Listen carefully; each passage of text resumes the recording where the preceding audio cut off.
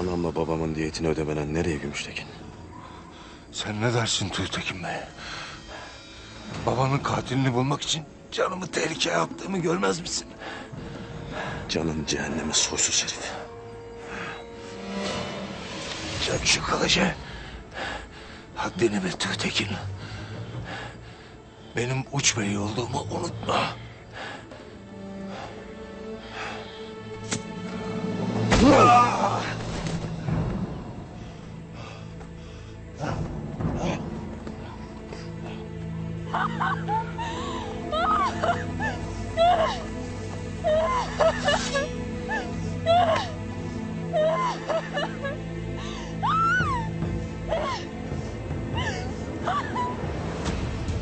Halime'yi bırak Aytol'um.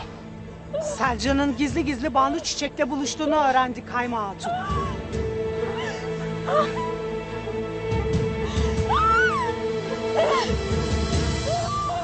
Sana gelinimi bırak dedim.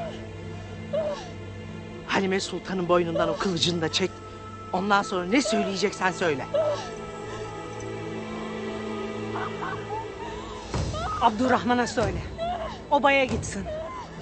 Dodurga alplerini toplayıp buraya getirsin hemen. Neden böyle bir şey istersin? Bana da mı güvenmiyorsun?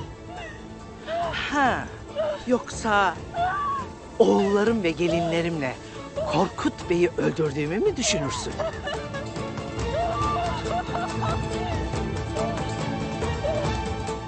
Bunca çirkefin arasında neye güveneceğimi bilemem gayrı.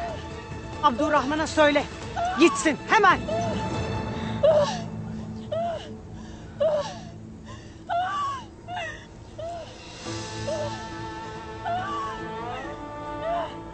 Abdurrahman, hızlı bir ok gibi olasın. Hemen git. Emredersin Hayma Hanım.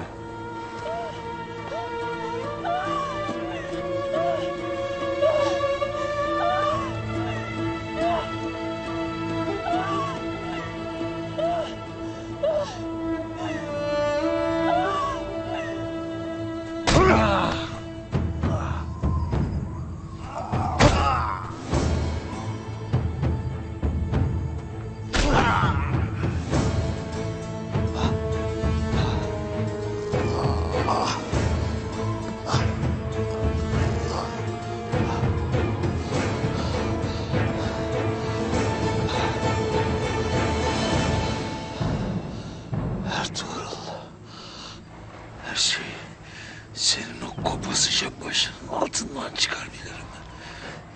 O zehirli dilini başka kimleri zehirler bilmem, lakin senin o dilini kopartacağımı söylemiştim sana.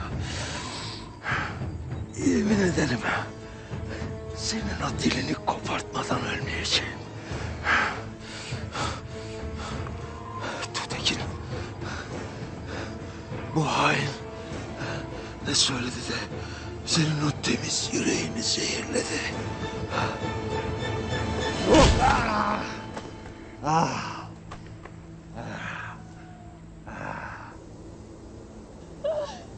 Madem gelinlerim de bu ihanetin içindeyse niye pusatlarınızı takıp yalnız geldiniz? Korkut Bey'in adaletini kendin mi vermek istersin? Tıpkı Gümüştekin Ertuğrul'un peşinden gidip kendi adaletini getirmek istediği gibi.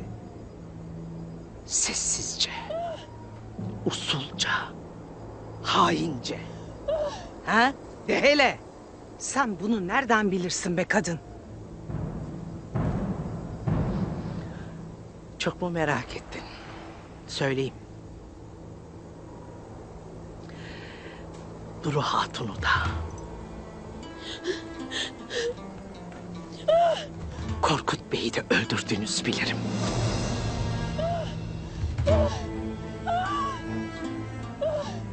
Saadettin Köpeğin emriyle otağımdaki Sungur Tekin'e Sultan Alaaddin tarafından verilmiş mührü çaldığınızı, sonra onu köpeğe